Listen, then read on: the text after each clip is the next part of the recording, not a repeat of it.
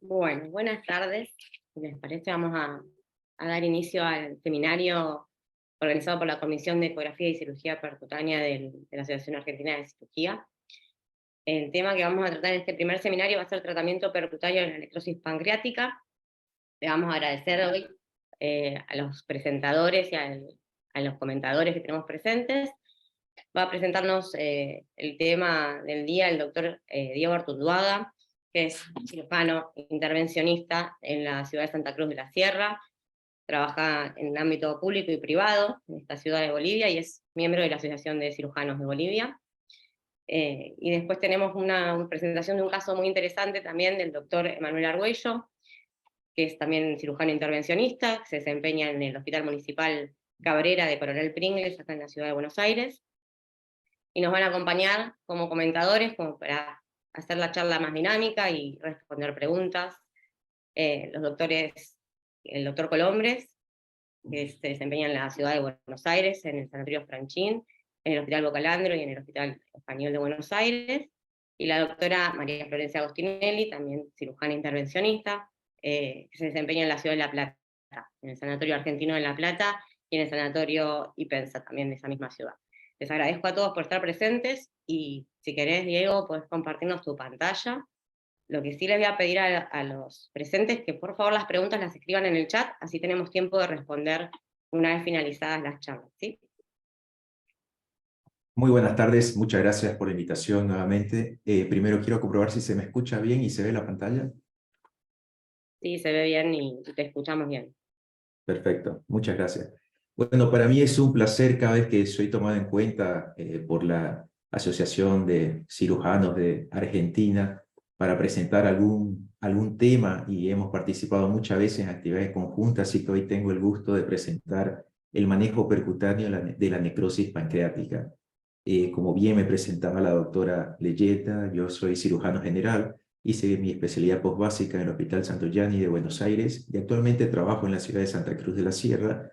Y aparte de presentar la parte teórica, que creo que todos tenemos conocimiento y hemos leído bastante sobre esto, voy a contar un poco sobre mi experiencia y cómo ha sido aplicar todo lo que hemos aprendido en un ámbito muchas veces nuevo para aplicar todas estas técnicas mini-invasivas. Cuando comenzamos a leer sobre la importancia del manejo de los pacientes con necrosis pancreática, un paper que me gusta mucho es este italiano que habla sobre cuáles son los requisitos básicos que debe tener un hospital para tratar este tipo de pacientes que son de muy complejo trato y que requieren un manejo multidisciplinario de una manera muy estricta e importante. Y habla sobre que los requisitos mínimos son tener un servicio de terapia intensiva, contar con cirugía intervencionista y también con endoscopía intervencionista. A lo cual me gusta agregar este cuarto tema, que es la presencia o la importancia que juegan los residentes en el seguimiento y manejo de los pacientes, porque todos hemos pasado en esa etapa de nuestros primeros pacientes, nuestra etapa formativa, cuando tenemos que recurrir a hacer lavados o irrigaciones continuas, muchas veces en horario donde los médicos de planta no pueden estar. A mí me parece de vital importancia reforzar esto y darle la importancia que se merece al residente de cirugía, que juega un papel fundamental en el manejo de estos pacientes. Otro concepto importante para establecer la secuencia de acción es la importancia de retrasar el mayor tiempo posible las intervenciones mini-invasivas o cualquiera de que sean.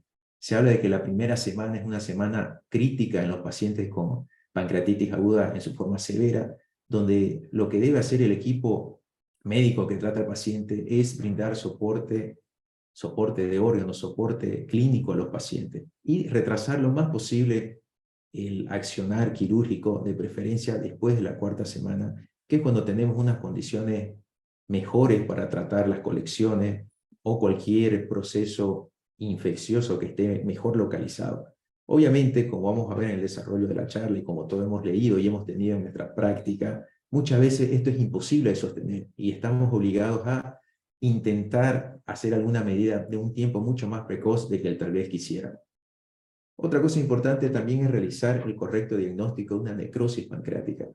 Sabemos de que en la fase arterial, después de aproximadamente 40 segundos, cuando se produce el mayor refuerzo tomográfico en cuanto al parénquima pancreático. Entonces, aquí en este momento, cuando vamos a observar una atenuación o hipocaptación del contraste de la glándula pancreática, y vamos a interpretarlo como una necrosis pancreática.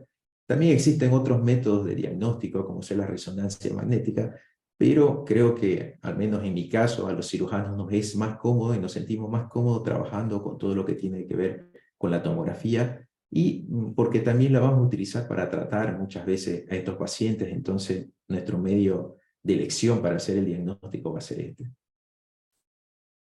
También establecer es importante cuándo debemos tratar una necrosis pancreática. Para decir que una necrosis pancreática está infectada, lo que podemos hacer es una punción aspirativa con una aguja fina. Sin embargo, existen muchos autores que no recomiendan esta práctica. En mi práctica personal, yo no lo hago, salvo en casos muy seleccionados donde la conducta está muy en duda, porque podemos contaminar una zona que hasta el momento estaba estéril. Entonces, otra cosa que podemos hacer para realizar el correcto diagnóstico de una necrosis pancreática infectada es observar si es que tenemos presencia de burbujas de aire.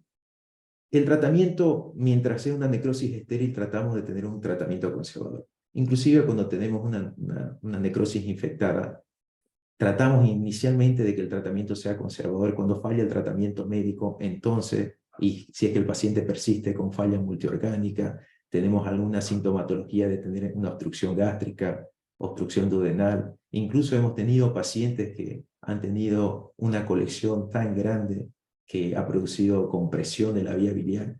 Entonces la presencia de ictericia, todos estos factores nos hablan de que tenemos que estar pensando y estar preparados ya para actuar de alguna manera más rápida, y es en cuanto tenemos que ver cuáles son nuestras opciones de manejo.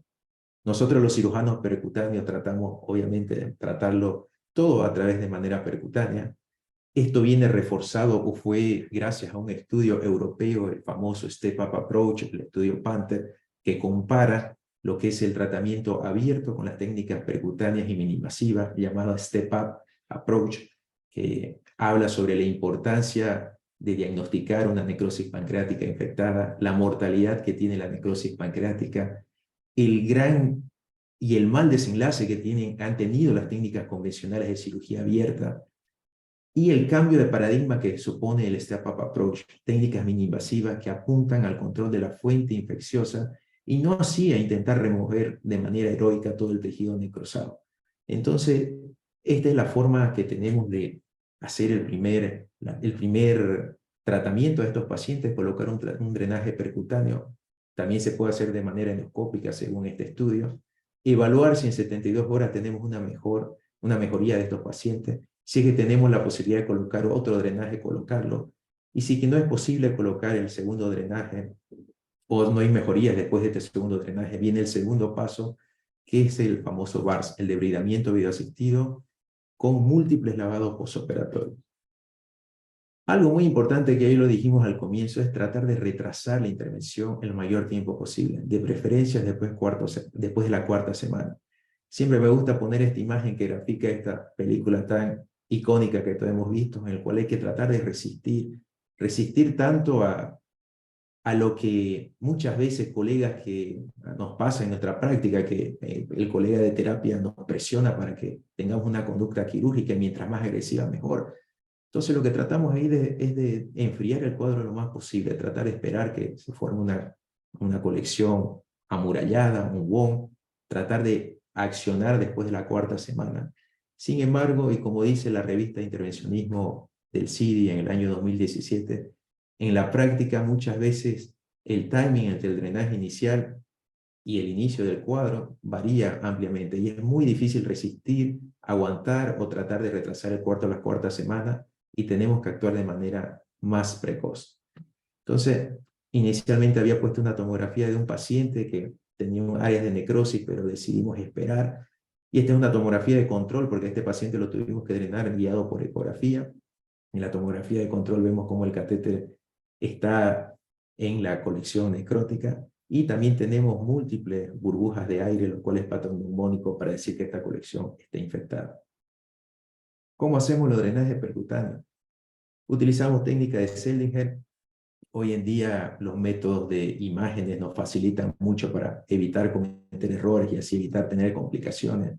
Sobre el tema de los drenajes percutáneos, hay un debate muy grande sobre cuál es el mejor diámetro o frenchaje de un drenaje para el primer procedimiento quirúrgico. En nuestra práctica tratamos de que sean drenajes de 10 o de 12 French.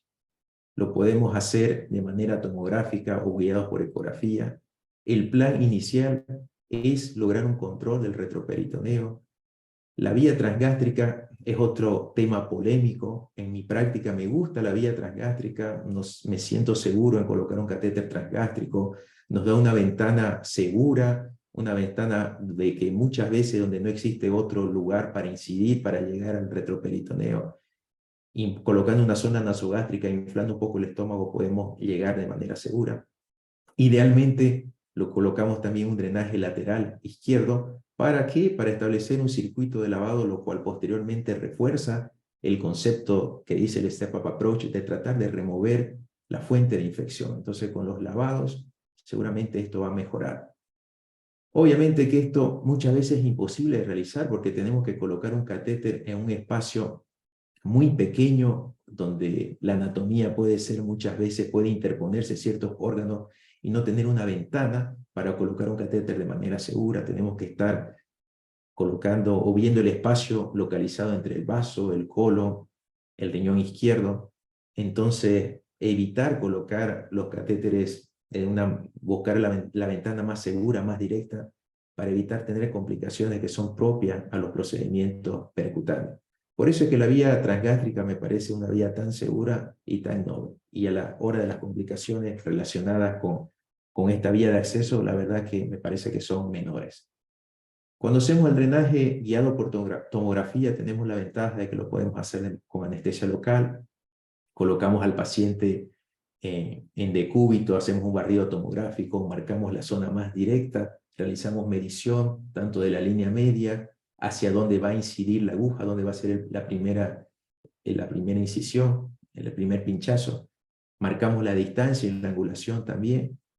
Realizamos siempre una toma de muestra para control para el cultivo de las colecciones que estemos drenando. También lo podemos hacer de manera ecográfica. Este es un caso de una paciente niña, una paciente de 10 años con obesidad. Entonces, en este tipo de pacientes, cuando están descompensados, cuando están conectados a ventilación mecánica, muchas veces el traslado a tomografía es imposible. Entonces, ahí tenemos la opción de hacerlo guiado por ecografía. El aumento de diámetro de los drenajes es algo también que hacemos secuencialmente. Este tema es un tema de discusión sobre qué tan viable es aumentar progresivamente los catéteres, qué tan seguro es, qué tanto va a cambiar el resultado.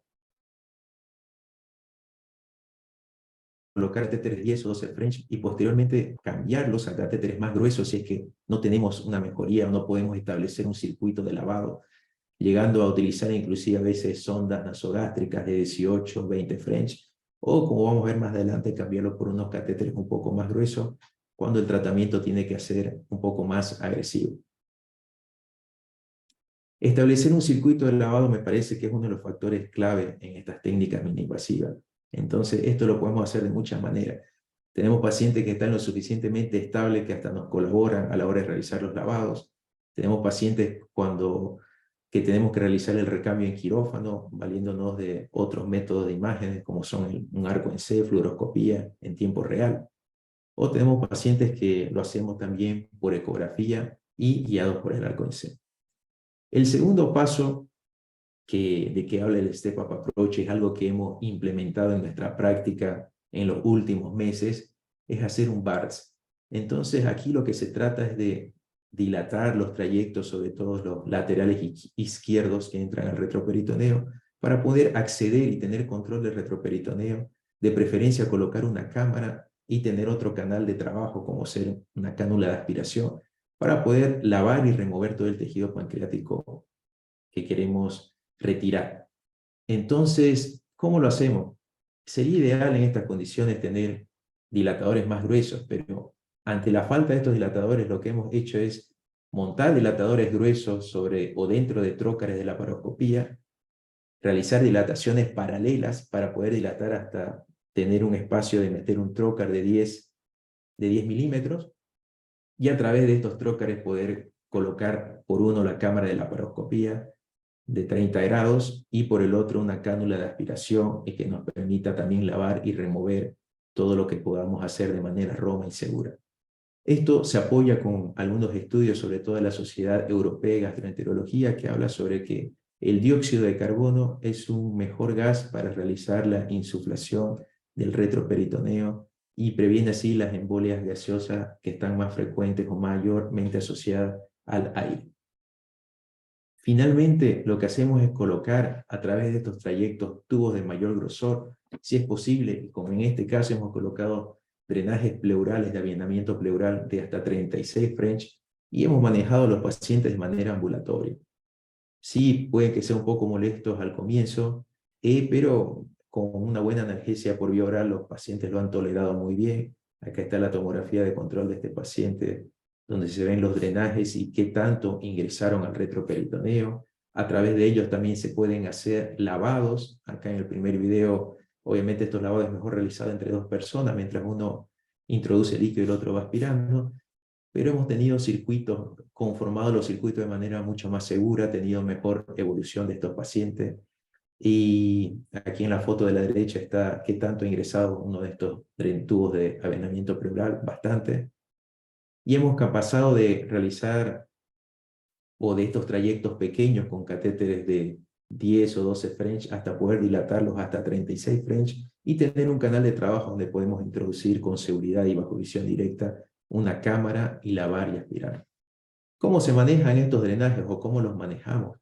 Importante los lavados y la irrigación. Entonces, esto es de vital importancia para poder remover todo el tejido infectado. Realizamos tubogramas, que son fistulografías a través de los tubos, que nos permiten ver el tamaño de la cavidad y también corregir algún problema como el que está en la foto inferior derecha, donde el catéter está muy introducido y también tiene una angulación que le provocaba dolor al paciente. Para el manejo de estos drenajes los retiramos progresivamente, siempre controlando con fistulografías, o también lo podemos hacer removiéndolos, colocando una guía y volviendo a introducir un trocar, llevando al paciente al quirófano para poder visualizar cómo está la cavidad, cómo se está, si es que hay tejido de granulación, si es que existe tejido por remover.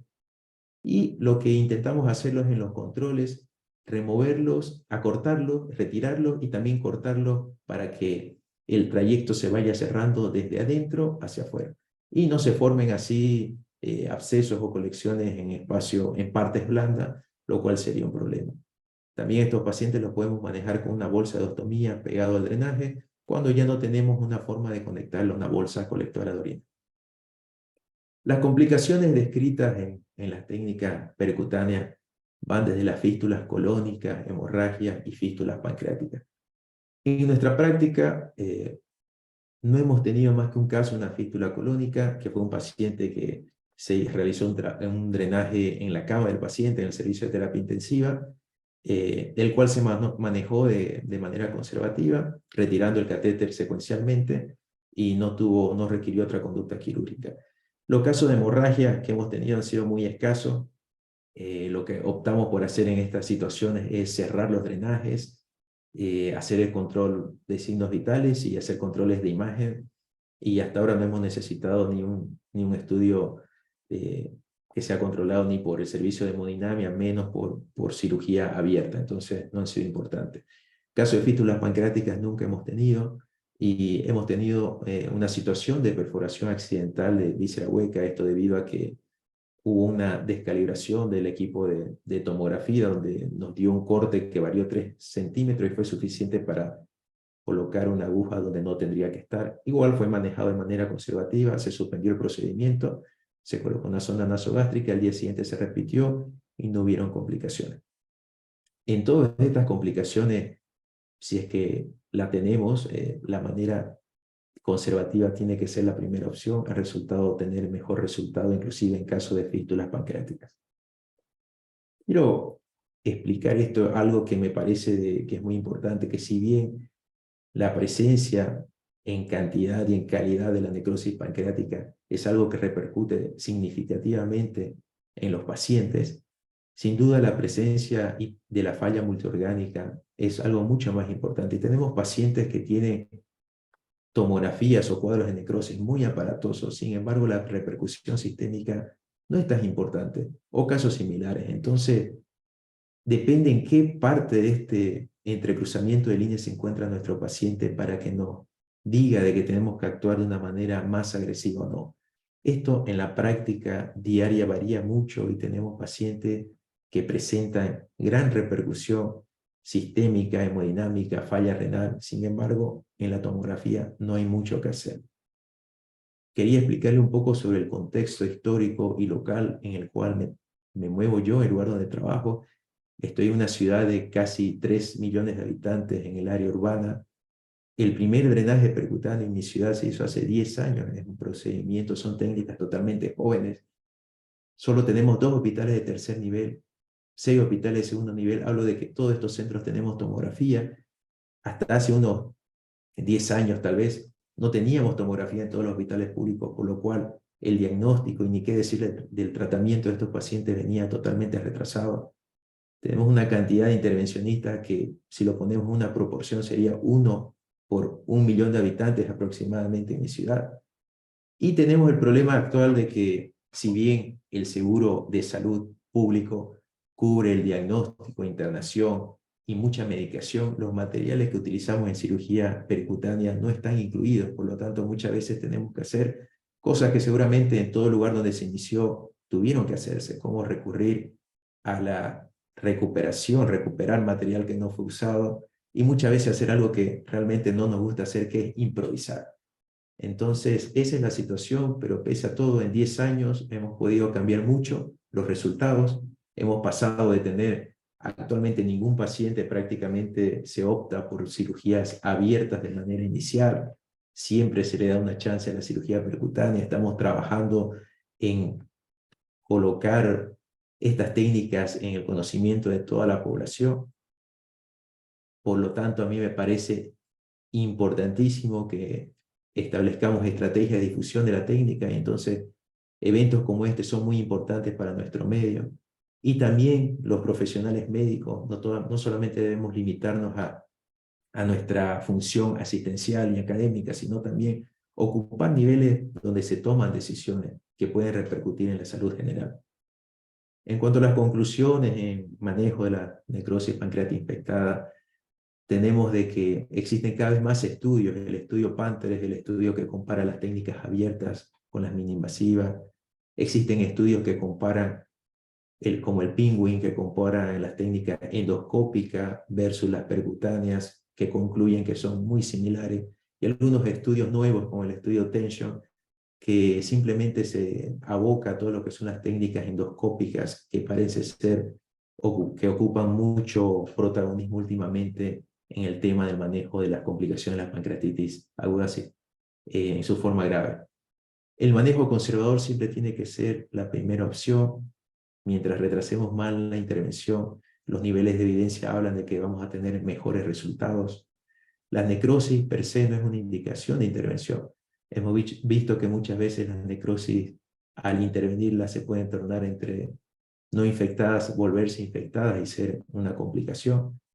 La mortalidad, independientemente de que existen técnicas invasivas que han mejorado todo lo que son los resultados, la mortalidad de la pancreatitis aguda en su forma severa sigue siendo alta. Existen algunas cosas que debemos potenciar, como ser la dieta enteral, sobre la nutrición parenteral, que es uno de los factores predictivos tal vez más importantes. Y hemos también hecho hincapié de que, más allá de remover la necrosis, es importante establecer un control de la sepsis, control del tejido infectado. Así como ustedes me han invitado a este evento, yo quiero invitarlos también a participar en las jornadas cruceñas de cirugía que se van a llevar a cabo en octubre, donde vamos a tener por 5ª vez un hands-on de cirugía percutánea. Muchos invitados ya de Argentina han asistido a nuestros eventos, y como decía en la anterior diapositiva, me parece que es de vital importancia que tomemos práctica de la difusión de las técnicas mini-invasivas, sobre todo en países como el mío, en ciudades como la mía, donde muchas veces no es la primera opción. Y eventos como esto hace que unamos esas fuerzas y que sea como esta imagen, donde el manejo de la pancreatitis tiene que ser un trabajo en conjunto, de manera coordinada, donde muchas veces los actores ni siquiera están en una misma ciudad, sino que los resultados de los pacientes dependen de actividades en conjunto de diferentes profesionales, muchas veces de distintos países. Muchas gracias por la invitación. He tratado de ser lo más breve y directo posible. Quedo atento a alguna duda o pregunta que tengan al respecto. Muchas gracias. Muchas gracias, Diego, la verdad que muy completo, y siempre me parece súper interesante ver qué hacen en otros centros, ¿no? No sé si alguno de los comentadores tiene algunas preguntas o algo que quieran preguntarle al doctor. Sí, doctor Colombres. Bueno, muchas gracias a la Asociación Argentina de Cirugía por invitarme como comentador. Bueno, Diego, te felicito, ha sido una exposición realmente muy interesante, muy clara en todo lo que dijiste. Un poco para relajarnos, porque los veo a todos que están todos como muy contracturados. Quiero contarles que Diego estuvo visitándonos hace poquito ahí en Tucumán. Yo lo mandé a comer un sándwich de milanesa, y de ese lugar donde comió Diego un sándwich de milanesa, 2 personas fueron internadas al Hospital Padilla por pancreatitis. Así que, Diego, te salvaste de una flor de pancreatitis después de comer ese sándwich de milanesa. Bueno, nada, realmente lo que quería decir es que la pancreatitis es una patología que nos plantea a todos un desafío enorme, porque yo creo que efectivamente esta es una patología en la que hay que trabajar en serio, en grupo, pero en serio. ¿Por qué? Porque nosotros tenemos una primera etapa que es clínica, que son esas 2 primeras semanas de inflamación, donde ahí el cirujano simplemente está como una especie de espectador, y después vienen las otras 2 semanas en donde el cirujano va apareciendo paulatinamente, porque va a ir tomando cierto protagonismo todos los procedimientos que pueda llegar a hacer, empezando desde un simple drenaje percutáneo a pasar al step-up approach.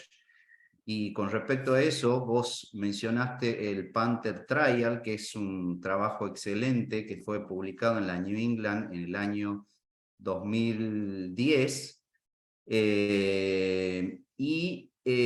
La página web que tienen los holandeses, donde no se entiende absolutamente nada porque está todo en holandés, hay una gran cantidad de trabajos y de trials que ellos han desarrollado. Vos lo mencionaste después, al Tension Trial, que es la comparación entre la necrosectomía endoscópica versus la percutánea, pero después salió el Poncho Trial, que era en qué momento era el momento ideal para hacer la colecistectomía en un paciente con pancreatitis.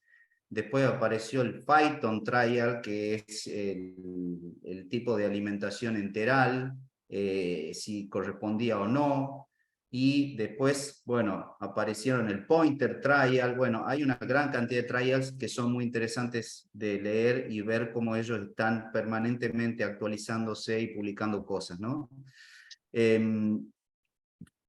Puntualmente lo que te quería comentar y lo que te quería preguntar es si ustedes han tenido ese nivel de actualización, han podido llegar ahí en Bolivia a ese nivel de actualización, más que nada con respecto al manejo y a la fluidez que tiene que tener el cirujano con todos los especialistas. Hay que hablar desde un nutricionista, un terapista, un cirujano general, un intervencionista, y si el desarrollo de las imágenes allá en Bolivia, has notado vos en el desarrollo de las imágenes que has podido manejar los pacientes con más fluidez, o has podido evolucionar con respecto a cuándo poner un catéter, cuándo poner 2 catéteres, qué tipo de catéter, qué diámetro. Aunque ya nos diste algún pantallazo general, yo quería que más o menos me cuente cómo fue esa evolución que vos tuviste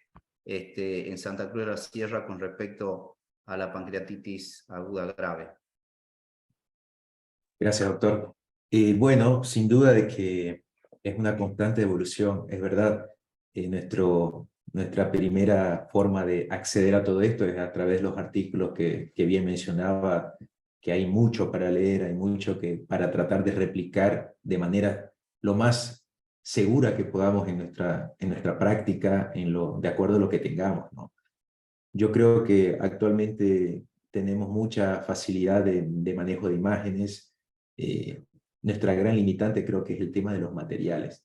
Entonces, el 100% de los pacientes, tanto en la parte institucional, en la parte pública como en la parte privada, tienen que acceder por sus propios medios a comprar un catéter, ¿no? Y muchas veces es difícil explicarle a un familiar y a su familia que va a necesitar determinada cantidad de dinero para hacer un procedimiento y explicarle de que los beneficios de una técnica mini-invasiva van a ser realmente importantes en cuanto a la repercusión sistémica.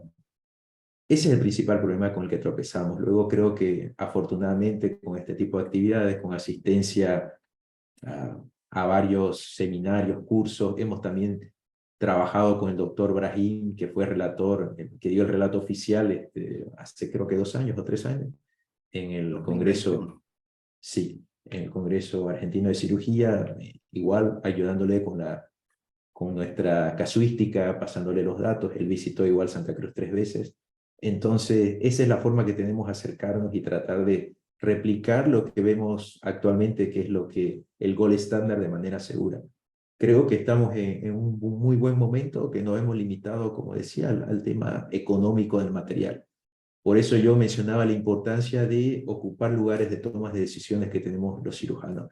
Pienso que hoy no nos podemos quedar simplemente en operar, en quirófano, en dar clases, hablar con los residentes, sino que tenemos que tratar de ocupar esos lugares donde algún día sea como yo recuerdo que era en Buenos Aires cuando yo estaba allá, de que podamos acceder de una manera mucho más fácil a materiales para poder ofrecerles mejor cosa. Muchas veces tal vez colocar 2 catéteres de una en un solo procedimiento va a tener mejores resultados que colocar uno y 2 semanas después o una semana después, cuando el paciente pueda conseguir el otro material, recién colocar el segundo.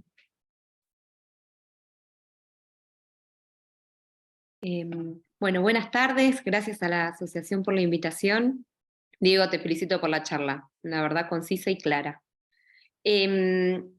Nada, por ahí como comentario, que es la pregunta que quizá nos seguimos haciendo todos y que ningún trial nos termina de definir, es cuándo pasar de un paso a otro, ¿no? De un step al otro. Cuando decimos, bueno, si esto no funciona, tenemos que pasar al otro. Eso es algo que todavía no nos terminamos de definir y cada uno lo ve con el correr de cómo va el paciente clínicamente, decir, bueno, le haces una imagen, no, todavía tiene mucha necrosis, no tiene líquido, no, ¿qué hago? Lo paso, cambio, lo dilato.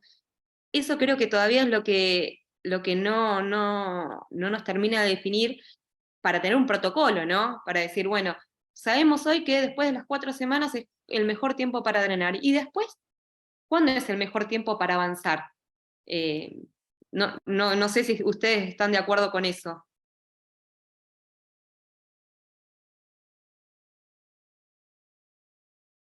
Estás muteada. Está silenciada, Verónica. Ahí está, perdón, la tenía sin mutear antes. Sí, eso nos pasa creo que a todos, que te apura el terapista, el clínico, el cirujano, y te van como tironeando a ver, bueno, ya esperaste las 4 semanas, y creo que se ve mucho en la práctica también esto que hablamos, que coordinar con el resto de los equipos y que todos tengamos el mismo criterio con el paciente es lo más difícil. Porque todos quieren resolverlo ya y a veces esto requiere mucha paciencia y mucho trabajo con el paciente, que es justamente hacer hincapié en el lavado diario, más de una vez al día, con bastante solución fisiológica.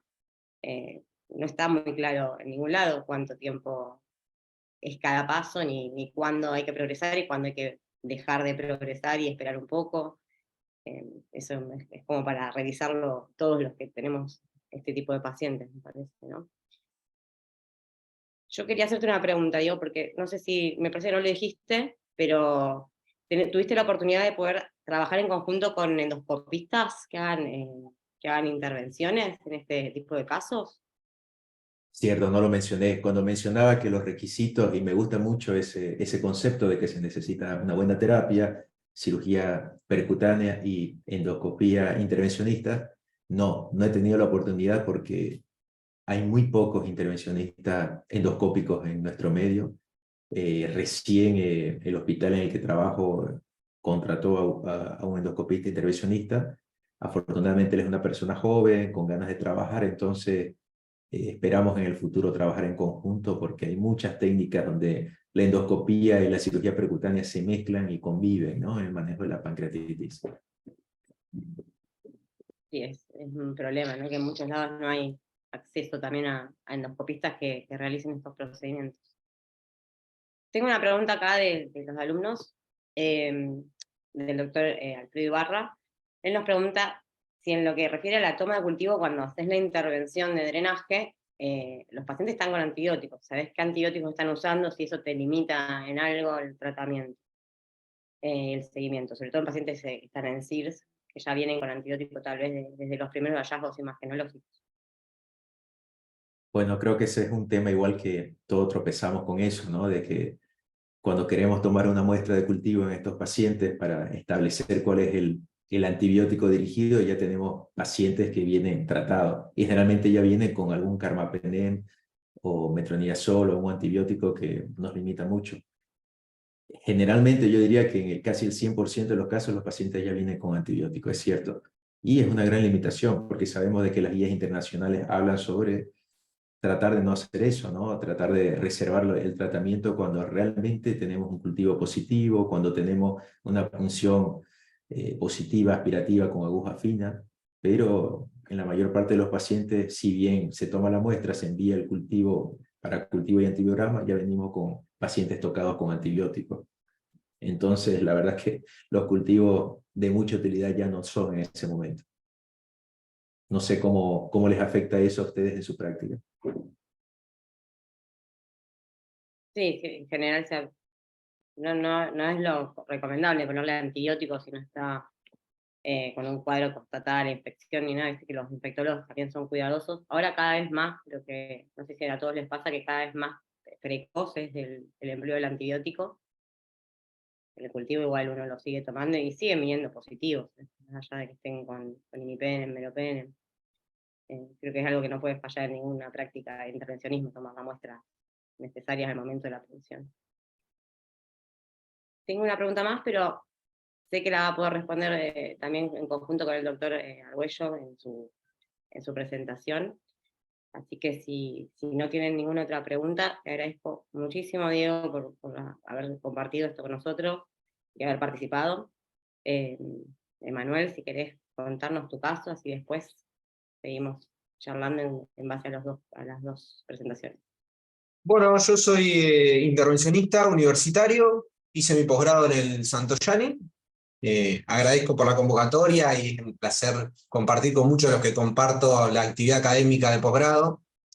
Estoy en un hospital a 500 kilómetros aproximadamente de Capital Federal. Es un hospital de segundo nivel que tiene un tomógrafo de 16 pistas, tiene 4 ecógrafos, tiene terapia intensiva, tiene un equipo de clínica bastante fuerte, y que ahora con este caso les voy a mostrar por ahí el cambio que hay desde el 91 Congreso Argentino de Cirugía, que plantea del step-up approach al multimodal approach, que es un poquito más distinto al ir por pasos. En el 91 Congreso Argentino de Cirugía plantean de que en realidad uno puede tener varios pasos en la misma evolución del paciente. Yo, digamos, he tenido la necrosectomía hecha percutánea con 2 catéteres nuevos puestos percutáneos, ¿sí? O sea, en simultáneo. Y a la vez una paciente con COVID y un empiema.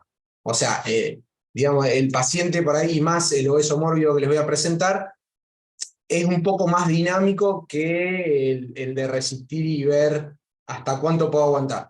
Por ahí tiene muchos más factores de riesgo y que muchas partes del efecto pronóstico no están calculados en las que usamos nosotros. Por ejemplo, el Apache, ¿sí? O el índice tomográfico de riesgo. El paciente no me dice si es obeso o no. Entonces ahí uno tiene que actualizarse y ver el obeso mórbido qué otras cosas tiene o cómo va a evolucionar para ir adelantándose al paciente, más que ir corriéndole atrás. Cuando quieran, sí, comparto. Sí, cuando... Vamos. Bueno. ¿La vamos? Bien. Bueno, les cuento ya el caso clínico. El caso clínico era una paciente de 21 años, femenina, que ingresa a la guardia taquicárdica con un dolor abdominal generalizado, un 10 en 10, no se podía mover, a los gritos. Hiperlipidémica ya se conocía, esta paciente ya tenía alteraciones en los hepatogramas y en el perfil lipídico por controles que le hacían por su obesidad, con vómitos biliosos, sin fiebre, sudorosa, y esto es importante, tanto la taquicardia como la sudoración es uno de los criterios importantes en el obeso mórbido para pensar algo grave. Y un índice de masa corporal de 44, más o menos la paciente pesaba 135 kilos. Las imágenes, obviamente por este método, la ecografía que les pidieron era poco evaluable, ¿sí? Parcialmente visible, no evaluable por este método. Lo único que relataba la ecografista era que había una hiperecogenicidad en la pared del colon, una predominio en mi abdomen al derecho. Esto puede ser por una cuestión de técnica del traductor, porque no se olviden que atraviesa mucho tejido. Entonces esto puede generar este defecto. Esperamos el laboratorio antes de tomografiarla, porque no se olviden que esta paciente tenía ese sobrepeso, había que subirla al tomógrafo y discutir primero, ya la primera discusión con los tomografistas, es decir, che, ¿la podemos pasar? No, ¿qué hacemos? Este problema lo tenemos a veces a diario en los tomógrafos. Bueno, el laboratorio viene a 21.000 blancos, una glucemia de 750, tranquila la paciente, transaminasas elevadas, la bilirrubina directa, discreta alteración, un estado ácido base, una acidosis metabólica ahí, una LDH que le pidieron de rutina porque era una paciente obesa, querían ver, siempre en los obesos le pedimos para ver el daño que tiene, una amilasa 2750, así que hicimos diagnóstico, no teníamos que seguir con el protocolo de diagnóstico en este paciente. Cuando calculamos el Apache, en realidad tenía 8 puntos. Para un Apache es 8% de mortalidad. No es tanta mortalidad para el paciente que veíamos. Acá también usamos el SOFA, que tenía menos de 9, pero acá ya subía un 30% de mortalidad. ¿Sí? Y bueno, esta paciente con este SOFA la pasamos a UTI. Ahora, a las 48 horas, esto se lo adelanto porque si no, no voy a poder mostrar los drenajes. La paciente a las 48 horas tenía una calcemia de 6,7, obviamente tenía 6 puntos de Ranson, ya tenía una pancreatitis severa. En realidad, con toda la clínica y con todo el laboratorio que tenía, ya tenemos una paciente que además está taquicárdica, que ya está bastante en un estado inflamatorio importante. La paciente no desaturaba, por suerte tenía una oxigenación correcta, más que con una máscara de reservorio, no requirió de aporte de intubación. Esta paciente en terapia mejoró el dolor, pero al tercer día, o sea, ya inmediatamente, hizo el primer registro febril. Hizo una disminución del dolor, pero seguía con vómitos. La amilasa estaba elevada, igualmente acuérdense que la amilasa puede seguir elevada y la paciente mejorar, no es un criterio de gravedad, pero seguía elevada. Y una función renal hasta acá normal. Esto fue una tarde de un verano, dijimos, bueno, hizo el primer registro, no le pongamos antibióticos, esperémosla. Ahí fuerte el equipo de terapia. ¿Sí? Pero hemodinámicamente inestable. ¿Qué significa? Seguía taquicárdica, la paciente no descompensaba cuando uno la veía, pero en el monitor 130, 135. Y tendencia a la hiper y a la hipotensión. O sea, tenía momentos que estaba a 170 y a veces estaba con 90. ¿Sí? Bastante inestable. Bueno, ahí ya nosotros empezamos a pensar que a esta paciente algo le teníamos que hacer. Entonces la pasamos por tomografía a ver qué signos tenía esta paciente, como tenía función renal normal, o qué líquido tenía. Bueno, ahí van a ver que tiene líquido en toda la cabeza, cuerpo, perihepático, tiene también abajo en fondo de sacodulas, tiene en todos lados. Ahora la van a ver de vuelta. Tiene otra región acá en la cola. Ven que la necrosis es bastante extensa. Pinta solo un 30% del páncreas, más o menos. Cola, flanco. Bueno, empezamos a ver qué medidas teníamos. O sea, si teníamos que ir a drenarla, necesitamos mínimo una aguja de 15 centímetros y un catéter por lo menos de 20. Y fíjense que entra en la circunferencia abdominal, teníamos a veces drenajes que no entraban en el tomógrafo por cómo se movía. Tomográficamente, los pronósticos, Baltasaré, o sea, el mayor, y el índice tomográfico de gravedad, que es lo que hace esto según el relato oficial de pancreatitis aguda argentino de cirugía, junta el Baltasar junto con la cantidad de necrosis. Nosotros con los tomografistas decidimos que tenía entre un 30 y un 50, ya ahí teníamos 4, y el Baltasaré un 4. O sea que en realidad ya teníamos una pancreatitis grave. ¿Por qué nos importaba saber que esta paciente era grave? Aunque uno la ve obesa y dice, bueno, esta paciente va a hacer de todo. Por la morbilidad que va a hacer. O sea, esta paciente yo sé que le tengo que ir avisando que va a haber complicaciones. Hizo 4 infecciones urinarias, una epidemia por protus post-COVID, hizo COVID, infecciones de catéteres. O sea, ya sabemos que tenemos que estar atentos. Al cuarto día, la paciente hace una alteración renal y oliguria. Acá lo que se plantea es, bueno, la paciente en realidad lo que tiene es un aumento de la presión intraabdominal. ¿Sí? Si uno empieza a leer la pancreatitis aguda grave, y más en una mesa con todo lo que tiene de peso de pared, ya tiene un aumento de la presión. Entonces, con todo ese líquido que tenía, más el estado inflamatorio, más esta alteración, como dijo el doctor Atunduaga, a veces no se puede esperar una semana o 2. Esta paciente había que actuar. Entonces, lo primero que decidimos, analizando también el relato, es, sabemos que nunca va a parar el estado inflamatorio, o sea, nunca va a bajar a 0. Ahora, nosotros estábamos en la cima y la paciente empeoraba, no la podíamos aguantar más. Entonces, decidimos drenarla, digamos, al quinto día en realidad, ¿sí? Porque el cuarto día, esto fue a la noche cuando hizo la liguria, decidimos temprano al otro día. Le pusimos un transgástrico 12 French, un flanco izquierdo, lo más grueso que teníamos. Ahí van a ver el histotomo, que se las paso. Van a preguntar por qué tiene contraste. Bueno, le hicimos un cálculo al contraste que se le podía dar.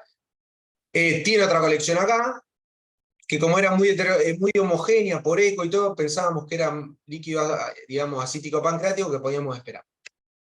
Ahora vamos, ahí se las muestro un poquito más rápido. Ahí van a ver que corre el drenaje. Bien. Ahí tiene el TAS gástrico y el otro drenaje. Acá. Bien. El problema era comunicarlos. Ahora, lo que aprendimos fue, ¿todos los catéteres miden igual?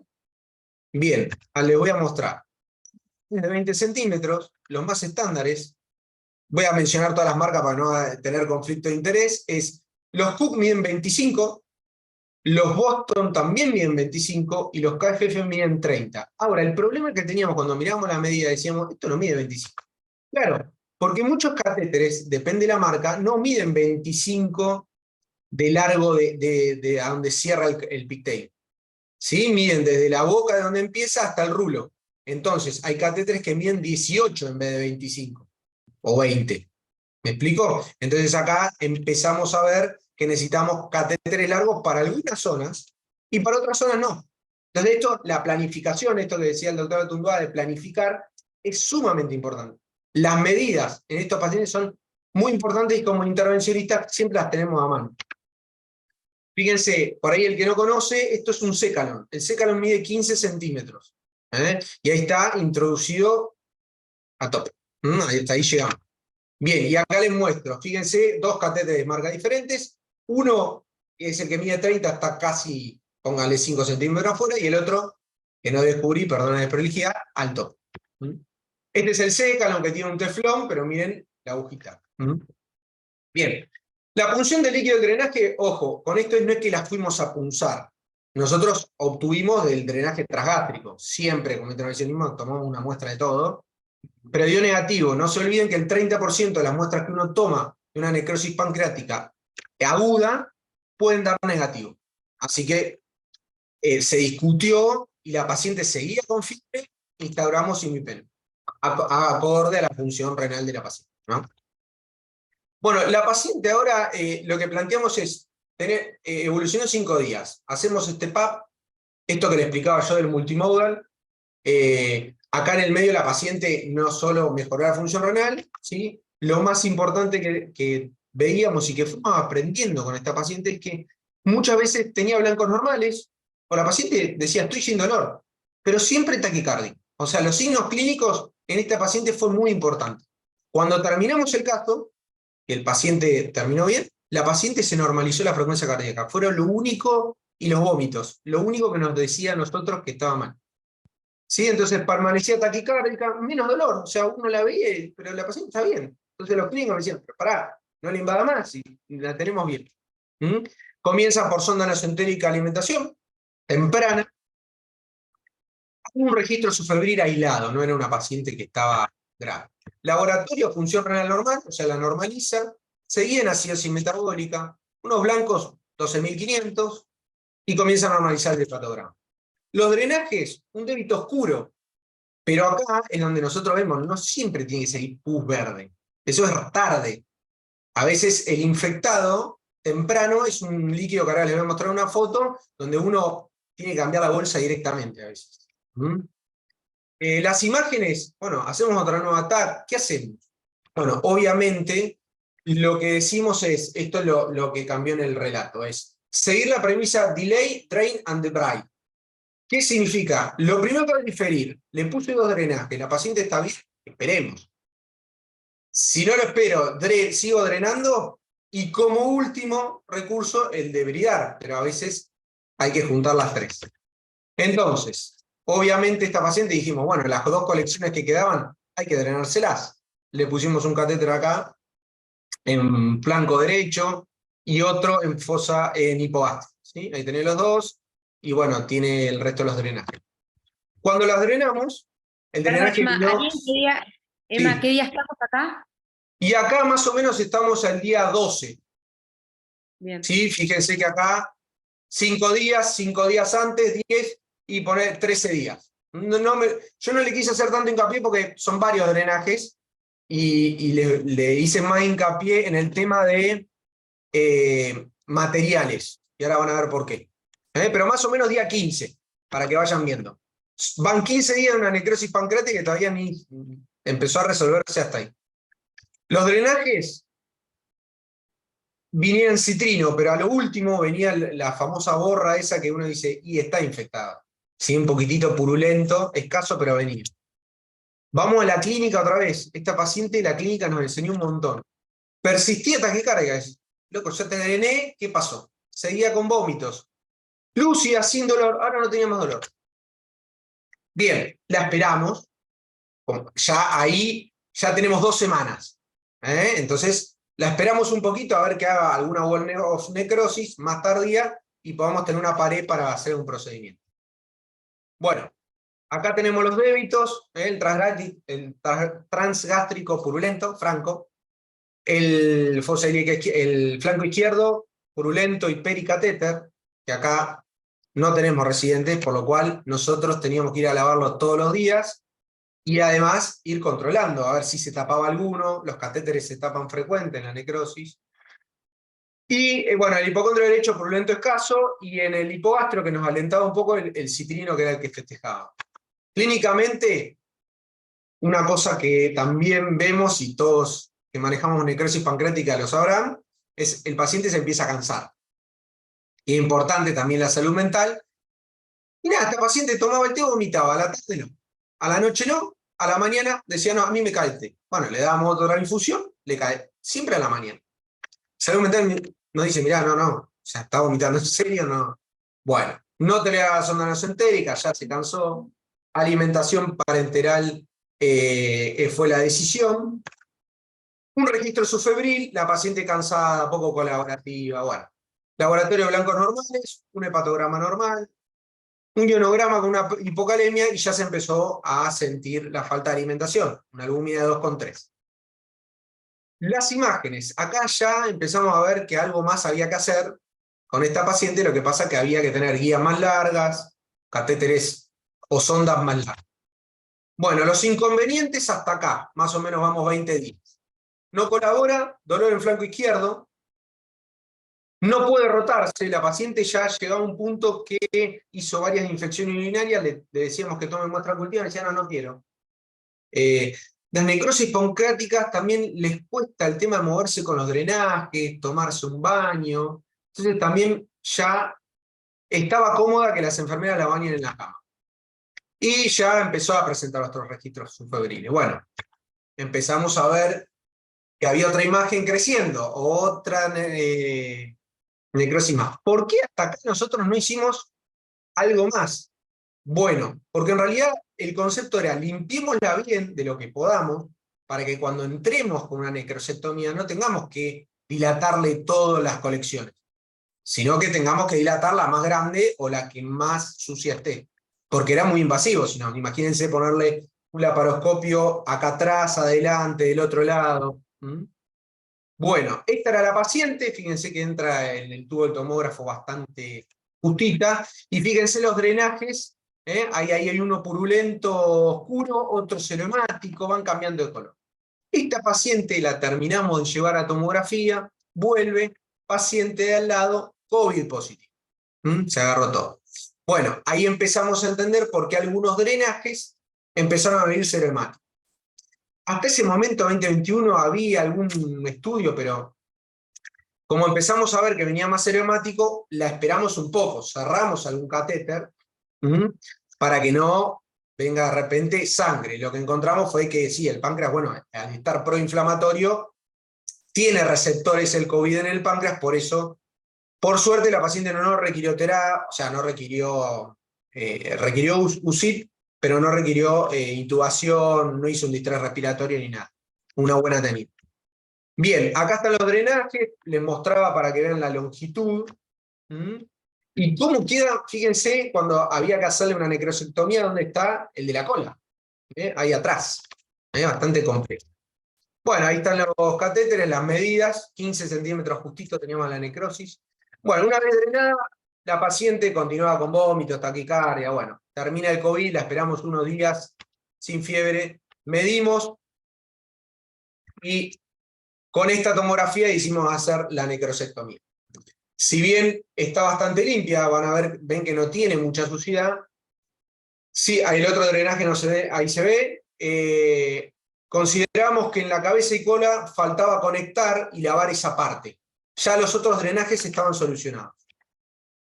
Esta es la imagen que yo saqué antes de empezar la necrosectomía. Vieron que uno pregunta, ¿cuándo pasa el siguiente paso? En realidad esto fue porque teníamos que trasladarlo a otro lugar por el equipo de radioscopia, es en realidad cuando los drenajes uno se da cuenta que no dan abasto. O sea, lavo y a la media hora viene otra vez purulento, tiene pérdida pericatéter, también el paciente se empieza a agotar, hay que empezar a resolver. Entonces planteamos la necrosectomía percutánea. A ver, teníamos una necrosectomía con canastilla de Dormian, con stent esofágico, que el problema era que necesitamos un stent muy largo para ella, porque imagínense que un stent migre hacia adentro o hacia afuera para perder un stent que sale bastante dinero. Considero que es una de las mejores técnicas, pero no teníamos el recurso. O el VAR, que es el que presentó el doctor Artunduaga.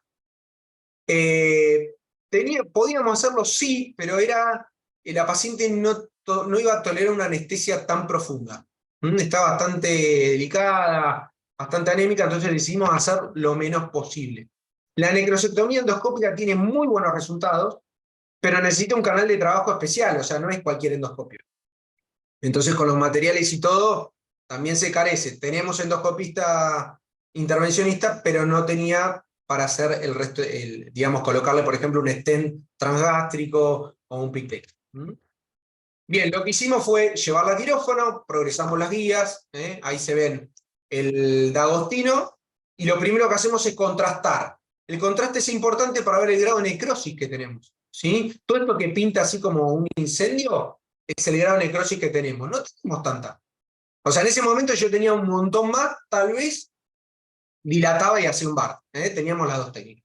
Lo que se usa son dilatadores, que se llaman tipo Amplatz, que vienen con unas camisas. Entonces a mí me permite sacar el dilatador y trabajar adentro.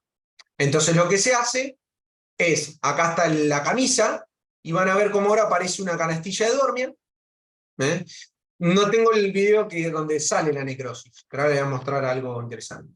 Y vamos metiendo la canastilla muy suavemente y sacando necrosis por esa camisa que ustedes ven acá. ¿Sí? Vamos a ver si tengo un poquito más. Bueno, ahí está. ¿Sí? Entonces uno introduce la camisa y saca lo celeste. Siempre deja guías de guarda, de seguridad. ¿Por qué? Y más en un obeso. Porque el trayecto lo puede perder. Es muy importante eso. Bien, La paciente hicimos lo que comentaba el doctor, conectamos, las dos le pusimos sondas nasogástricas porque sacamos bastante necrosis. ¿No? Entonces, de última, dilatamos más grande después. Y ahí ven en el fondo, si quieren se los paso una vez más, ven cómo cae la necrosis en ese sector, ahí ven la necrosis cómo se va lavando, aparte de todo lo que sacamos teníamos más, sí, hasta llegamos, este es la última lavado, que llegamos bien clarito. Bien, esta es la tomografía, digamos, que nosotros decidimos sacar la necrosis, esto lo muestra un poco, entonces yo les muestro para que vean que ya ahí esa decisión está comunicado, ya hay casi nada, el otro catéter lo habíamos dejado por las dudas, porque no nos gustaba mucho el débito, y ya está bastante limpito.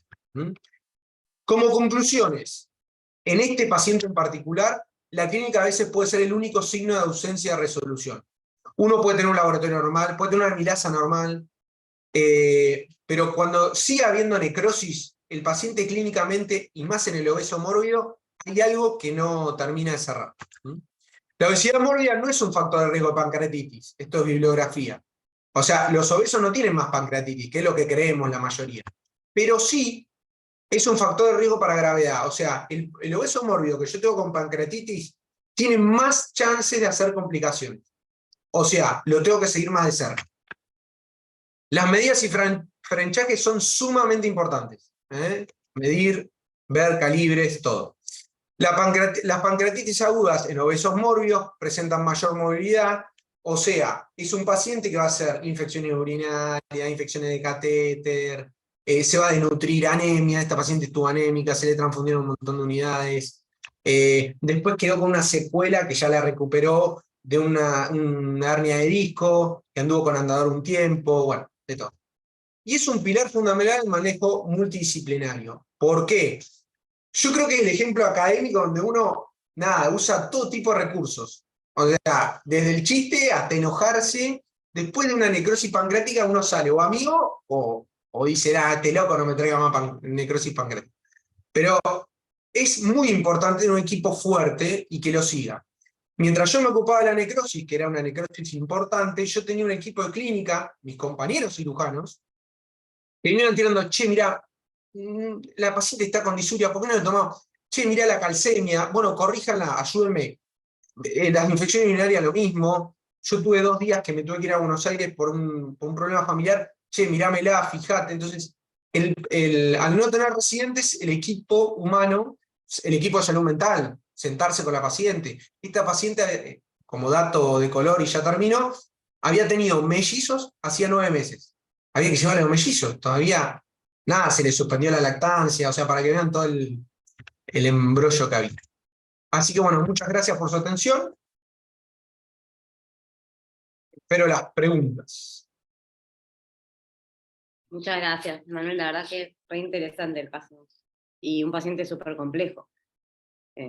Porque suelen tener complicaciones tremendas los obesos mórbidos y esto no le suma nada. Bueno. No sé si tienen alguna pregunta uno de los comentadores. Sí. Sí, doctor. Hola, Manuel, te felicito por la exposición. Muy interesante el caso. A medida que vos ibas presentándolo, viendo las tomografías y todo eso, uno inmediatamente se acuerda de los casos que tuvo uno y de todas las tomografías y de todas las veces que uno tiene que llevarlo al paciente de la terapia al tomógrafo, trasladarlo de vuelta y estar encima del paciente, y vos decís, sigue con fiebre y esto no arranca y no sale. Y ya me cansé de los catéteres y voy a terminar haciendo una boca de horno y voy a sacar todo eso que tiene ahí adentro, pues ya estoy harto, y un día tiene fiebre, otro día no tiene fiebre, después sube, después baja. Bueno, la mala noticia de todo esto es que a pesar de hacer todo, va a haber pacientes que se van a morir, porque la pancreatitis aguda grave tiene mortalidad, a pesar de que uno le haga lo que yo digo, un traje a medida, porque uno le tiene que hacer un traje a medida. Cada paciente es absolutamente artesanal. Hoy le pones un catéter, mañana le haces un BART, mañana, y así, día por día, un trabajo extenuante para todo el equipo, pero sobre todo para el cirujano o el attending, digamos, el médico que lleva, que maneja el timón del barco, porque hay un equipo que interviene, pero no interviene tanto como el cirujano o el intervencionista que se hace cargo del paciente, que habla con la familia y que es la cara visible del paciente que uno atiende. Te felicito porque realmente vos a este caso lo resolviste bien y lo aguantaste y le sacaste toda la necrosis por vía percutánea. Ese set de dilatadores urológicos, que es un set buenísimo, tiene una camisa de 30 French. La camisa de 30 French permite colocar un tubo K227 adentro. Entonces, después de dilatarlo, podés por dentro de esa camisa poner un K227 y drenarlo. Además, permite el ingreso de una óptica de laparoscopía. Entonces, podés hacer el VAR, terminar el VAR y dejar colocado un tubo de tórax, que es un drenaje buenísimo, buenísimo. Es como sugerencia, porque por ahí podías vos aún seguir dilatando y resolverlo con 2 buenos drenajes de tórax, incluso el transgástrico. Puedes poner un transgástrico torácico, hay que ser valiente y hay que animarse, pero el paciente hay que sacarlo adelante. Nada, volver a felicitarte por el hecho de que he visto unos detalles nada más. Te quiero dos o tres cositas. He visto que varias tomografías las hacía sin contraste. No sé si es porque no tienen una bomba infusora o porque eso te quería preguntar, en ese punto específicamente. Sí, como dato, la paciente ya, nosotros con el IMIPEN en los contrastes tuvimos un poco de cuidado porque era un riñón lábil. O sea, apenas nosotros la agredíamos, ya la creatinina estaba en el límite. Segundo, en un momento sí, con el COVID y todo, la bomba se rompió, tuvimos que prescindir de eso. Fue poco, lo arreglaron rápido. Y tercero, a veces me decían, bueno, ahí viene Argüellito, no, pum, volaban todos. ¿Por qué? Porque eran 9 personas que necesitamos llevar para llevar a la paciente. O sea, subirla, pasarla de terapia a camilla, ahí éramos 8 o 9. Después pasarla al tomógrafo, subirla. A veces era el de seguridad, todo lo que había. Entonces, a veces era el horario donde, un mínimo horario de 12 a 1, que era donde por ahí los de imágenes están descansando, está el técnico y nosotros la pasábamos y bueno, a veces decidíamos sí, pasarle contraste si veíamos que había alguna suciedad. Pero bueno, sí la tomografía de control, la que le íbamos a sacar los drenajes, sine qua non era con contraste para saber si nos quedaba algo más. Pero sí, también el traslado al paciente fue bastante. Y en plena pandemia. O sea, para trasladarlo teníamos que cambiar 7 o 8 personas. También cuando tenía COVID. Nadie quería, o sea, era difícil entrar a lavarla. Datitos de color. Te felicito. Gracias. El tomógrafo toleraba ese peso y el tamaño de ese paciente, ¿no? Porque en otros lugares... Tuvimos que ir al manual y tuvimos que pesar bien a la paciente. La paciente ya, con los primeros drenajes, ya ahí fue una discusión. Lo que hicimos fue tratar de poner que la cremallera resista más. Cuando uno ve el tomógrafo, tratábamos de hacerlo lo más al límite posible, por eso no hay una tomografía completa hasta la pelvis exacta, porque llegábamos hasta donde resistía y buscamos.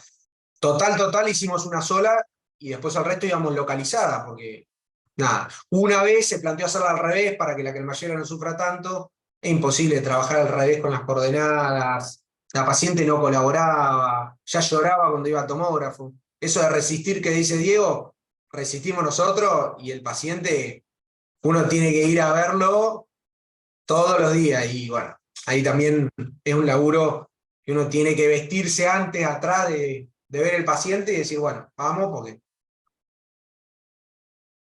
Vale. Yo, Emma, bueno, nada, re lindo el caso, la verdad que es genial. Y son los pacientes que aparte te presionan todos los servicios, todos. No hay uno que no te presione para que hagas algo. Mi pregunta es, al 5.º día la drenaste, ¿no? Y bueno. Sí. La tomografía esa que le hiciste supuestamente era con contraste. Yo no me di cuenta cuánta cantidad de necrosis tenía, porque la verdad que me pareció mucho líquido. Y encima después, obviamente con el diario del lunes, el cultivo te dio negativo, sin antibiótico la paciente. No tenía, nosotros acá tenemos un concepto importante de no colocar antibióticos. Esperá que te muestro, a ver, creo que es esta, la tomo. Dame un Perfecto, segundo. aparte estaba al 5.º día y uno puede suponer que la fiebre es por la misma inflamación y no por infección, porque en realidad la fiebre te puede dar por inflamación y no necesariamente Exactamente. inflamación Creo que es externa. bien. Acá tenía la función renal normal, o sea, la altera al otro día. También imagínate que le pusimos contraste, por ahí uno dice, bueno, pero la necrosis pancreática era bastante, mirá. Ahí te muestro. Acá ya hay un aperitas por ahí. Ya ahí se ve esto de páncreas. Ahí ya no hay. Vamos a verla de vuelta, que tiene un más tardío. No. Acá, digamos, si uno le pone mucha voluntad y un trayecto finito de páncreas. Nosotros no queríamos ponerle que la paciente tenía ¿no? más del 50%. Me impresiona Sí. más líquido que necrosis, la verdad, a mí. Puede Me ser, impresiona, sí. todo más líquido. Y por eso te dije primero que tenemos que tolerar mucho la presión de todo, porque te está diciendo, esta paciente cada vez está peor, ahora. Si no lo hubieras drenado y estaba estéril, decís, ¿qué hubiera pasado? En realidad, Estéril. sí, pero nosotros Ay, lo que pensamos no fue por la necrosis que la drenamos. Nosotros la para drenamos para descomprimir la presión intraabdominal. Está bien, y si lo hubieras hecho punción y no drenaje, no le dejabas un drenaje. Si yo tengo un paciente que no tiene una función renal alterada y un paciente tiene ese líquido y tiene un índice de masa corporal ahí, seguro la historia hubiese sido diferente. ¿eh? Yo estoy de acuerdo con vos, lo esperamos. El tema que, detalle, clínicamente la paciente del abdomen, o sea, no le dolía, pero tenso. No, Tenso. es que estaba Entonces, llena de líquido. Estaba llena de líquido. sí. El Entonces abdomen iba a nosotros, estar- bueno, a ver, el cultivo se lo iba a tomar igual cuando accedía. Pero mirá vos que al 5.º día, cuando yo le saco todo ese volumen que tenía el tercer espacio, la paciente la función renal la mejora. O sea que era jugársela, si no mejoraba, es como dice el doctor Colombres, la paciente estaba destinada a ser grave y morirse, digamos, no iba nada a mejorarla. Pero justo como empezamos a leer obesidad mórbida e pancreatitis, la presión intraabdominal, que los cirujanos generales, que nosotros no la tenemos en cuenta, porque es la verdad, nosotros una pía. Es raro ir a medir una pía. En esta paciente, y yo creo que esos 2 días de líquido te jugó. Lo jugó. Por eso es lo multimodal. Porque si uno no veía la pía, Sí, decía, igual, digo, la cantidad de hidratación que le dio, porque me llama la atención la cantidad de líquido que hizo en tan pocos días.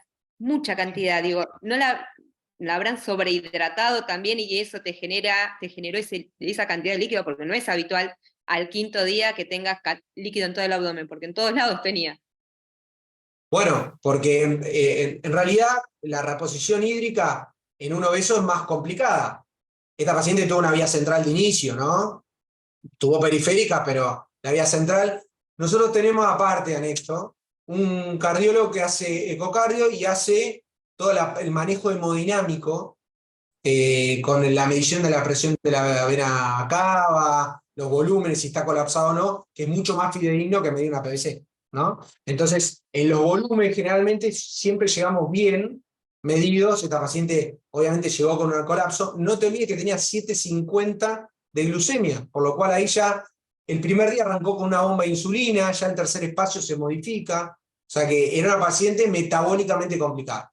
Si se expandió de más o no, y yo te diría que en realidad por las presiones de la vena cava, estando el multimodal, como te dije, el cardiólogo ahí al lado, yo te diría que no. Ahora, no te olvides que la última conclusión es que el paciente obeso, ¿sí?, per se va a evolucionar más grave. Ningún paper dice en cuánto. O sea, no dice en 2 días se va a incendiar. De hecho, yo esta paciente cuando entró dije, bueno, para que te diga, una vez la vamos mirando. Y cuando pasé y hizo fiebre, dije, no, pará, taqueala porque esta paciente debe estar. Y tampoco estuvo intubada, o sea, nada que diga, bueno, no sabemos cuánto le estamos pasando. Yo creo que fue un mix, digamos, de un paciente que la hiperglucemia, la alteración metabólica, todo también había que pasarle. Y así todo la función renal falló. El doctor Colombres tiene una pregunta. Sí. Sí, eso que estabas diciendo, Manuel, es una cosa muy importante que hay que marcar porque hay una charla buenísima que la ha dado varias veces Oscar Massa del Hospital Italiano y muestra en una diapositiva una paciente sentada al costado de la cama de 80 y pico de años con el páncreas destrozado, literalmente destrozado, y en la otra foto aparece un paciente joven en terapia intensiva, intubado, con un páncreas que parece una pancreatitis edematosa. Entonces, lo que te quiero decir, y este es un concepto que ya Oría lo mencionaba, también tiene que ver con la inmunidad innata, o sea, la misma agresión va a ser diferente en cada paciente. Esta paciente, además de ser obesa, que sí juega en contra, sin duda alguna, era una paciente hiperreactiva. ¿Qué es lo que quiere decir? Es una paciente que su inmunidad le estaba jugando en contra. Había cosas que es como vos decís, ahí, mirá, fíjate, tenía una cantidad de ascitis pancreática enorme. No todos los pacientes reaccionan así. Hay veces que vos lo ves al paciente con la pancreatitis grave, le palpás el abdomen y ya notás que el abdomen está tenso sin tomarle la pía, y vos le ves en la tomografía una cantidad de ascitis pancreática que he drenado pacientes así y ves que sin tomarle la pía ya el abdomen disminuye, puede respirar mejor, por ahí ese episodio subfebril desaparece. Entonces, sin duda, era una paciente de muy difícil manejo porque estaba reaccionando en forma exagerada a esta NOXA, que es la autodigestión pancreática. Así que Una paciente joven, ten en además. cuenta mucho la 21 fisiología años. del paciente. Por eso, una paciente de 21 años que generalmente responden peor, pero se aguantan más también, ¿no? Exacto. Porque un Claro. paciente de 80 años no hubiera tolerado todo Claro. esto. Bueno, Porque tienen la reserva fisiológica, tienen una reserva fisiológica que le permite tener mayor sobrevida, pero en una paciente hiperreactiva, no te digo 70 años, de 50 años, probablemente no la sacás adelante, con todos los procedimientos y todos los procedimientos mínimamente invasivos y todo, aún así. Así que muy, muy interesante el caso. Muy No, interesante. buenísimo, Estoy anotando acá, estoy sacando notas, muchas notas. Una antes que me olvide, la ecoendoscopía, que quizá yo haciendo un poco de encuesta, no sé si ustedes la tienen, pero la ecoendoscopía es la herramienta del futuro para la resolución de las pancreatitis agudas graves. Ojalá que todos, yo no dispongo de eso, pero ojalá que todos podamos disponer de la ecoendoscopía, porque el abordaje transgástrico endoscópico de una necrosis pancreática resuelta 100% por vía endoscópica, imagínense un paciente resuelto sin una sola cicatriz en el abdomen, realmente es un avance muy, muy grande. Entonces, creo que esa va a ser la herramienta para cualquiera que quiera hacer patología pancreática, lo va a tener que tener y saber usar.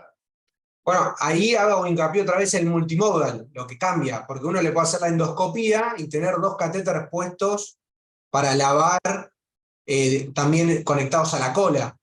Entonces, en realidad, uno no tiene que ir tanto, bueno, vamos a la endoscopía, a ver qué pasa en la endoscopía, no. Vamos a la endoscopía, mira, si tengo el tomógrafo, pasalo antes por tomógrafo, drenémosle las 2 colecciones y vayamos a la endoscopía ahora, en el mismo momento, digamos, es lo ideal, ¿no? Ecoendoscopía. Endoscopía. Ecoendo. Pero es que uno va y viene y va subiendo de paso y baja de paso y baja. Totalmente. Es así. No, ¿sabés qué te quería decir? Porque yo lo usé para un paciente obeso con pancreatitis. Hay un introductor que mide 45 centímetros, que es hidrofílico, que tiene un frenchaje de 11-13 y 13-15 viene, que es el Navigator, que se usa mucho para urología. Ah, Es genial porque entras, por el frenchaje lo puedes entrar a través de una guía, y como es hidrofílico pasa muy fácil y le puedes dejar un catéter mucho más grueso. perfecto. El frenchaje es muy bueno, como para tengan en cuenta. Y y utilicé catéteres de 45 centímetros. Bien. Y sí, hay que medir. ¿Qué vamos a hacer? Tengo una pregunta más en el chat como para terminar, así no se nos hace tan largo. Está más orientada a lo que comentó el doctor Colombres, que es lo de utilizar una K227 incluso por vía transgástrica. La pregunta en sí es, ¿cómo manejamos un transgástrico con una semejante calibre? ¿Sí? Si al momento de retirar el tiempo, porque transgástricos percutáneos de 10, 12 French, más o menos uno los deja 4 semanas, los retira, no pasa nada, sabemos que eso va bien, pero una K227 asusta un poco, ¿no? Bueno, el secreto quizás sea que forme un trayecto. Digamos, cuanto más tiempo ese catéter esté, más tiempo va a formar el trayecto. Es muy difícil de manejar, por supuesto que es muy difícil de manejar. Da mucho miedo dilatar todo eso, pero el miedo creo que uno lo va perdiendo. Lo peor de la dilatación en estos pacientes, cuando uno va dilatando, es que cuando vos saques el dilatador, te venga una catarata de sangre. Eso es lo más aterrador, pero son cosas que pueden pasar y hay que estar preparado para todo. Incluso quizás es menos estresante en una necrosectomía abierta tener un sangrado masivo que en un procedimiento percutáneo. Pero bueno, uno quizás recurre a estos procedimientos extremos para no ir a la necrosectomía abierta. Y a propósito de eso me acordé en un relato oficial, no fue un relato oficial, fue un aporte que se hizo en la Academia Argentina de Cirugía, que fueron Ocampo y Sandalacini, hicieron un aporte, porque hablaban de un concepto que para mí fue novedoso, que decía el step down, que estaba el step up y el step down. En el step down resolvían complicaciones de la necrosectomía abierta por vía percutánea. ¿Entendés? O sea, es una necrosectomía abierta, lo cerrás, hace una colección, le ponen un drenaje percutáneo. Entonces, volver a usar procedimiento mini-invasivo para un procedimiento máximamente invasivo, llamémoslo así, ¿no? Así que sí, es algo que es excepcional, digamos, uno normalmente no pone un drenaje transgástrico de ese calibre, pero hay que tenerlo en cuenta. Es una herramienta más. Sí, exacto. Bueno, para no hacerlo más largo, entonces estuvo muy bueno las preguntas. Diego, te agradezco nuevamente. Es buenísimo tenerte acá con nosotros, poder compartir también tu experiencia, y les agradezco a Emanuel por su caso, que veo que dio que hablar, súper interesante, y a los comentadores, al doctor Colombres y la doctora Agostinelli, la verdad que gracias por haber participado y haber enriquecido tanto este seminario. Así que bueno, nos despedimos y prepararemos el próximo seminario de la comisión. Muchas gracias, saludos. Muchas gracias. Muchas gracias, hasta luego, gracias. Hasta luego. Chao, chao. Hasta luego. Chao, Florencia.